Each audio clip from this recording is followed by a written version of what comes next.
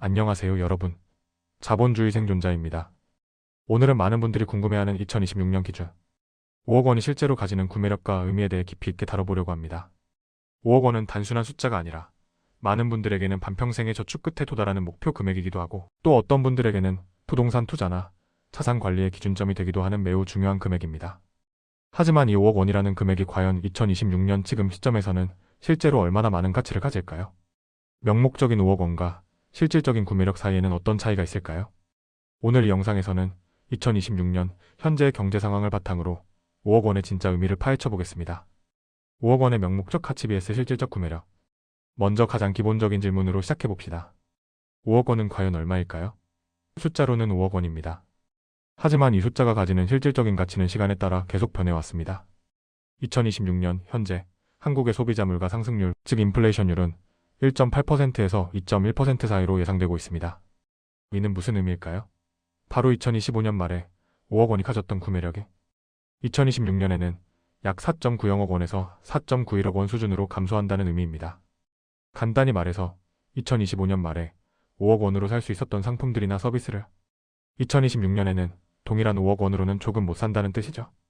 즉, 단순히 5억 원이라는 금액 자체보다는 그 금액이 가지는 실질 구매력을 이해하는 것이 훨씬 더 중요합니다. 2026년 현재 경제 상황 분석. 지금 우리가 살고 있는 2026년의 경제 상황은 어떻게 전개되고 있을까요? 주요 경제기관들의 전망에 따르면 2026년 한국 경제는 1.8%에서 2.1% 사이의 성장률을 보일 것으로 예상됩니다.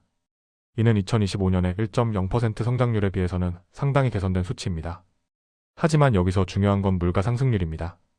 OECD는 2026년 물가 상승률을 1.8%로 전망하고 있고, 한국은행은 2.1%로 조금 더 높게 보고 있습니다. 이러한 물가 상승률은 우리가 가진 돈의 가치를 조금씩 잠식해 나가는 가장 큰 요인입니다. 특히 2026년에는 고환율 현상이 지속될 가능성이 높습니다. 고환율은 수입 물가 상승을 유발하고, 이는 곧 우리가 일상에서 사용하는 제품들의 가격 인상으로 이어집니다. 예를 들어 석유 제품, 해외 의존도가 높은 식품류, 전자제품, 자동차 등 여러 분야에서 가격 상승 압박을 받게 됩니다. 5억 원으로 실제로 구매할 수 있는 것들. 자, 이제 본격적으로 5억 원이 2026년 현재 실제로 얼마나 많은 것을 구매할 수 있는지 알아봅시다. 우리 생활과 가장 밀접한 주거부터 시작해보겠습니다. 서울 또는 수도권 주요 지역의 아파트를 기준으로 보면 5억 원으로는 보통 20평대 중소형 아파트를 구입하는 것이 가능합니다. 하지만 2026년 현재 서울 강남권이나 신도시의 좋은 단지라면 5억 원으로는 다소 부족할 수 있습니다. 실제로 서울 강남구나 서초구의 인기 아파트들은 평당 5천만 원이 넘는 경우가 많아서 20평 기준으로만 해도 10억 원이 훌쩍 넘어가는 경우가 많습니다. 또한 최근 몇 년간 지속된 부동산 가격 상승과 대출, 금리 인상으로 인해 5억 원으로 주택을 구매하는 것은 과거보다 훨씬 더 어려워졌습니다. 특히 청년층이나 신혼부부에게 5억 원은 여전히 큰 돈이지만 주거 안정을 위해서는 충분하지 않은 금액이 되어가고 있습니다. 자동차 구매를 살펴보면 5억 원이라면 고급 수입차 2세대를 구매하거나 국산, 고급 세단 대여섯 대 정도를 구입할 수 있습니다. 하지만 이 역시 최근 몇 년간 자동차 가격이 꾸준히 상승하면서 과거에 비해 구매력이 다소 떨어진 것을 볼 수 있습니다. 교육비 측면에서 보면 명문대학의 등록금을 기준으로 할 때 4년간의 학부 과정을 충분히 커버할 수 있는 금액입니다. 사립대학의 경우 연간 약 1천만 원 안팎의 등록금이 소요되므로 4년간 약 4천만 원 정도가 들어갑니다. 이 기준으로 보면 5억 원으로는 명문대학에서 공부하는 데 필요한 학비뿐만 아니라 생활비까지 충분히 감당할 수 있습니다. 의료 서비스 측면에서 보면 5억 원은 대형 병원에서의 주요 수술이나 치료비를 충분히 커버할 수 있는 금액입니다. 최신 의료기술을 이용한 고가의 치료나 해외 의료 서비스까지 이용할 수 있는 여유가 있는 금액이죠. 생활 필수품 구매 측면에서 보면 5억 원으로는 가족 4명이 약 10년간 기본적인 생활을 영위할 수 있는 금액으로 추정됩니다. 물론 이는 매우 기본적인 생활을 기준으로 한 것이며 교육, 의료, 주거 비용을 제외한 순수 생활비로 계산한 것입니다. 과거와 비교한 5억 원의 가치 변화. 이제 시간의 흐름에 따른 5억 원의 가치 변화를 살펴보겠습니다. 1990년대 초반만 하더라도 5억 원은 서울 강남의 고급 주택을 구매할 수 있을 정도의 거액이었습니다. 당시만 해도 5억 원은 부자 대열에 들어서는 상징적인 금액이었죠. 2000년대 초반에는 5억 원으로 서울 대부분 지역의 아파트를 구매할 수 있었습니다. 하지만 2000년대 후반부터 시작된 부동산 가격 폭등으로 인해 5억 원의 가치는 빠르게 감소하기 시작했습니다. 2010년대에는 5억 원으로는 서울 외곽이나 수도권 신도시의 아파트를 구매하는 수준이 되었습니다. 그리고 2020년대를 거치면서 5억 원은 서울 내에서는 주거 안정을 위한 충분한 금액이 아닌 더 큰 목표를 위한 초기 자금으로 여겨지기 시작했습니다. 2026년 현재 5억 원은 명목적으로는 여전히 큰 돈이지만 실질적 구매력 측면에서는 과거에 비해 크게 감소했습니다. 인플레이션의 누적 효과와 자산 가격 상승으로 인해 5억 원이 가지는 상징적 가치가 실제 구매력과는 점점 더 벌어지고 있는 상황입니다. 5억 원을 가지고 할 수 있는 투자 및 자산 관리 전략. 그렇다면 2026년 현재 5억 원을 가지고 있다면 어떤 투자 및 자산 관리 전략을 세우는 것이 좋을까요? 첫째, 분산 투자의 원칙을 반드시 지켜야 합니다. 5억 원 전체를 한 분야에 투자하는 것은 매우 위험합니다. 부동산, 주식, 채권, 예금 등 다양한 자산 클래스에 분할하여 투자하는 것이 안정적인 자산 증식을 위한 기본 전략입니다. 둘째, 부동산 투자에 있어서는 5억 원으로는 서울 주요 지역의 전체 주택 구매는 어렵지만 수도권 신도시나 지방 대도시의 중소형 아파트 구매는 가능합니다. 또는 전세보증금 형태로 부동산에 투자하여 임대 수익을 창출하는 전략도 고려해 볼 만합니다. 셋째, 주식시장에 대한 투자 장기적인 관점에서 접근해야 합니다. 5억 원 중 일부를 배당주나 성장주에 분산 투자하여 자본 이득과 배당 수익을 동시에 추구하는 것이 좋습니다. 특히 2026년 현재 경제 회복 국면에 있으므로 경기 순환주에 대한 관심도 필요합니다. 넷째, 현금성 자산의 비중을 적절히 유지하는 것이 중요합니다. 금리 변동성과 유사시를 대비해서 일정 부분은 예금이나 단기 채권 형태로 보유하는 것이 안정적입니다. 다섯째, 교육과 자기개발에 투자하는 것도 좋은 전략입니다. 5억 원 중 일부를 자신이나 자녀의 교육에 투자하여 미래 소득 창출 능력을 높이는 것은 장기적으로 매우 가치 있는 투자입니다. 여섯째, 스마트한 세금 절약 전략이 필요합니다. 연금저축, IRP, 펀드 등 세제 혜택이 있는 금융상품을 적극 활용하여 세후 수익률을 높이는 것이 중요합니다. 5억 원의 사회적 경제적 의미 분석. 이제 5억 원이 가지는 사회적, 경제적 의미에 대해 심층적으로 분석해 봅시다. 첫째, 한국 사회에서 5억 원은 중산층 상위의 경계를 넘는 상징적인 금액입니다.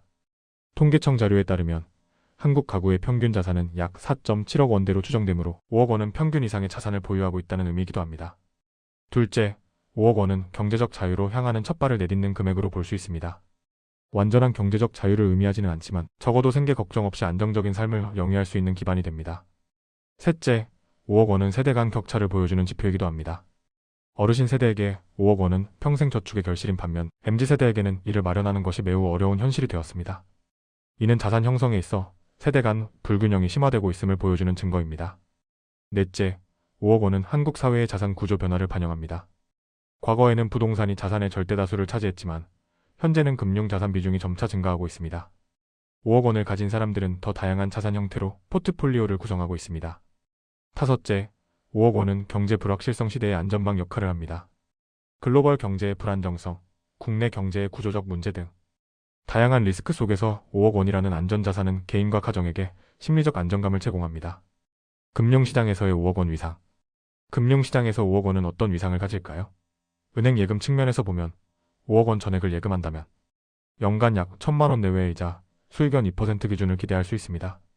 이는 보통 가정의 월 평균 소득에 비해 높은 금액은 아니지만 추가적인 안정적인 현금 흐름을 만들어줍니다. 주식시장에서 5억 원은 개인 투자자로서는 상당히 큰 금액입니다. 기관 투자자와는 비교할 수 없지만 소액 투자자들 사이에서는 영향력 있는 수준이며 적극적인 투자를 통해 상당한 자본 이득을 기대할 수 있는 금액입니다. 펀드 시장에서 5억 원은 프리미엄 고객으로 인정받을 수 있는 금액입니다. 일반적으로 3에서 5억 원 이상의 투자금을 가진 투자자들은 PB 서비스를 받을 수 있으며 전용 상품과 맞춤형 포트폴리오 관리 서비스를 이용할 수 있습니다. 파생상품 시장에서 5억 원은 전문 투자자로서의 자격을 갖추기에 충분한 금액입니다. 다만 파생상품은 고위험 고수익 상품이므로 신중한 접근이 필요합니다. 5억 원과 관련된 경제심리학. 5억 원이 사람들의 경제심리에 미치는 영향은 매우 흥미롭습니다. 첫째, 5억 원은 상향선 심리를 자극하는 금액입니다. 많은 사람들이 5억 원이라는 목표를 설정하고 이를 달성하기 위해 노력합니다. 목표 달성 후에는 10억 원, 50억 원 등 더 높은 목표로 향하려는 심리적 동기를 제공합니다. 둘째, 5억 원 안팎의 금액에서 발생하는 5억 원 증후군 현상이 있습니다. 이는 5억 원이라는 목표에 도달했을 때 생기는 심리적 해이나 무기력함을 의미합니다. 금융 전문가들은 이 현상을 극복하기 위한 새로운 의미 부여나 목표 설정이 중요하다고 조언합니다. 셋째, 5억 원은 부의 상대성을 잘 보여주는 금액입니다. 절대적으로는 큰 돈이지만 주변 환경이나 비교 대상에 따라 충분하지 않게 느껴지기도 합니다. 이는 사람들의 부에 대한 만족도가 절대적 금액보다 상대적 위치에 의해 크게 좌우됨을 보여줍니다. 넷째, 5억 원은 경제적 자존감과 관련된 중요한 임계점입니다. 많은 사람들이 5억 원을 기준으로 경제적 성공 여부를 가늠하는 경향이 있으며 이는 개인의 자존감과 정체성에도 영향을 미칩니다. 5억 원의 시간적 가치와 미래 전망. 5억 원의 가치는 시간이 지남에 따라 계속 변화할 것입니다. 2030년대에는 어떤 모습일까요? 현재의 인플레이션율 추세가 지속된다면 2030년이 되면 5억 원의 구매력은 현재보다 약 7에서 9% 정도 감소할 것으로 예상됩니다. 이는 현재 5억 원으로 구매할 수 있는 것들을 2030년에는 5.35억 원에서 5.45억 원 정도가 있어야 한다는 의미입니다. 기술 발전과 경제 구조 변화로 인해 5억 원이 가지는 의미도 달라질 것입니다. 예를 들어 인공지능과 자동화 기술이 더욱 발전하면 현재 5억 원으로 할 수 있는 일들이 훨씬 적은 비용으로 가능해질 수 있습니다. 반면에 새로운 기술이나 서비스에 대한 수요가 증가하면서 5억 원으로도 살 수 없는 것들이 늘어날 수도 있습니다. 또한 인구 구조 변화와 사회보장 제도의 변화도 5억 원의 가치에 영향을 미칠 것입니다. 고령화 사회가 심화되면서 노후 준비를 위한 기준 금액도 점차 상승할 가능성이 높습니다. 5억 원을 둘러싼 사회 이슈와 논란. 5억 원과 관련된 여러 사회적 이슈와 논란들도 존재합니다. 첫째, 자산소득 불평등 문제입니다.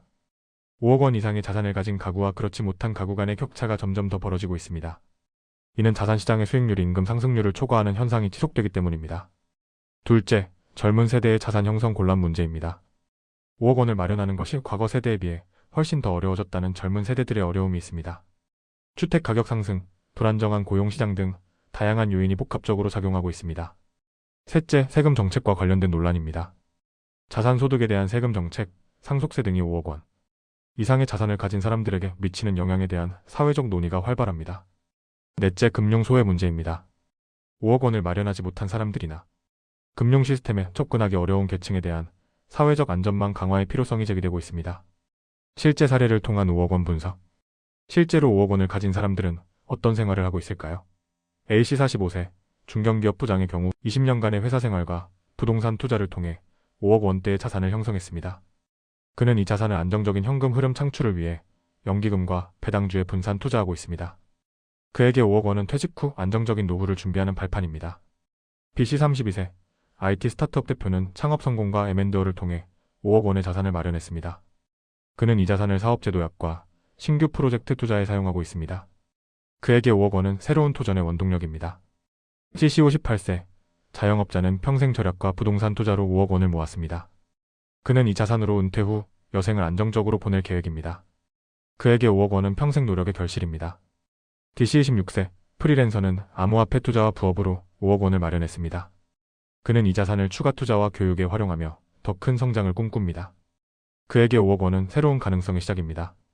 이들 사례를 보면 5억 원이 같은 금액이지만 각자의 상황과 목표에 따라 매우 다른 의미를 가지고 있음을 알 수 있습니다. 5억 원 관련 통계와 데이터. 한국에서 5억 원 이상의 자산을 가진 가구는 전체의 약 15에서 20%로 추정됩니다. 이는 5가구 중 1가구 정도가 5억 원 이상의 자산을 보유하고 있다는 의미입니다. 자산 형태별로 보면 5억 원 이상 자산 가구의 경우 부동산 비중이 약 60에서 70%, 금융자산 비중이 30에서 40%를 차지하는 것으로 나타납니다. 하지만 최근에는 금융자산 비중이 점차 증가하는 추세입니다. 연령대별로는 50대에서 5억 원 이상 자산 가구의 비중이 가장 높고 40대가 그 다음을 차지합니다. 30대 이하에서는 여전히 5억 원 이상 자산을 가진 비중이 매우 낮습니다. 지역별로는 서울과 수도권에 5억 원 이상 자산 가구가 집중되어 있으며 지방 대도시에도 일부 분포하고 있습니다. 농촌 지역에서는 5억 원 이상 자산 가구 비중이 매우 낮습니다. 5억 원의 장점과 한계. 5억 원이 가지는 긍정적인 측면과 한계점을 균형 있게 살펴보겠습니다. 장점. 첫째, 경제적 안정성을 제공합니다. 5억 원은 최소한의 생계 안정을 보장할 수 있는 금액으로 갑작스러운 경제 위기 시에도 상당 수준의 대응력을 가질 수 있습니다. 둘째, 투자 기회를 창출합니다. 5억 원은 다양한 투자 상품에 접근할 수 있는 최소한의 기준 금액으로 자본 증식의 기회를 제공합니다. 셋째, 심리적 안정감을 줍니다. 경제적 자유의 첫걸음으로써 5억 원은 개인에게 큰 심리적 안정감과 자신감을 부여합니다. 넷째, 생활의 선택지를 넓혀줍니다. 5억 원이 있으면 직업 선택, 주거 선택, 교육 선택 등에서 더 자유로운 결정을 내릴 수 있습니다. 한계. 첫째, 완전한 경제적 자유를 의미하지는 않습니다. 5억 원으로는 여전히 생계활동이나 추가 소득 창출이 필요한 경우가 많습니다. 둘째, 자산 감소 리스크가 있습니다. 잘못된 투자 결정이나 예기치 못한 경제 상황으로 인해 5억 원이 빠르게 감소할 수 있습니다. 셋째, 상대적 박탈감을 느낄 수 있습니다. 주변에 더 큰 자산을 가진 사람들이 많을 경우 상대적 박탈감을 느끼기 쉽습니다. 넷째, 사회적 책임이 따릅니다. 5억 원 이상의 자산을 가진 사람들은 사회적 기여에 대한 기대를 받을 수 있습니다. 5억 원 관련 전문가 조언. 금융 전문가들이 5억 원을 가진 사람들에게 주는 조언들을 모아보겠습니다. 한국자산관리협회 김민준 실장은 5억 원은 경제적 자유의 시작일 뿐 끝이 아니다. 이 시점에서 더 중요한 것은 자산을 어떻게 운용하느냐이다라고 말합니다. 삼성증권 PB센터 이지혜 팀장은 5억 원 이상의 자산을 가진 고객들은 반드시 전문가와의 상담을 통해 개인 맞춤형 포트폴리오를 구성해야 한다고 강조합니다. 국민은행 WM 부문 박철웅 부장은 5억 원을 기준으로 수익률보다 안정성에 더 초점을 맞추는 것이 중요하다. 인플레이션을 고려한 안정적인 현금 흐름 창출 전략이 필요하다고 조언합니다. 서울대 경제대학 정성훈 교수는 5억 원이라는 금액 자체보다는 이를 어떻게 사회적으로 의미 있게 사용하느냐가 더 중요한 시대가 되었다라고 말하며 자산의 사회적 가치 실현을 강조합니다. 결론 및 마무리. 자, 오늘 우리는 2026년 기준 5억이 실제로 가지는 구매력과 의미에 대해 깊이 있게 살펴보았습니다. 5억 원은 2026년 현재 약 4.90억 원에서 4.91억 원 수준의 실질 구매력을 가지며 이는 1.8에서 2.1%의 인플레이션율을 반영한 수치입니다. 5억 원으로 서울 주요 지역의 주택 구매는 어렵지만 수도권이나 지방 대도시의 중소형 주택 구매는 가능합니다.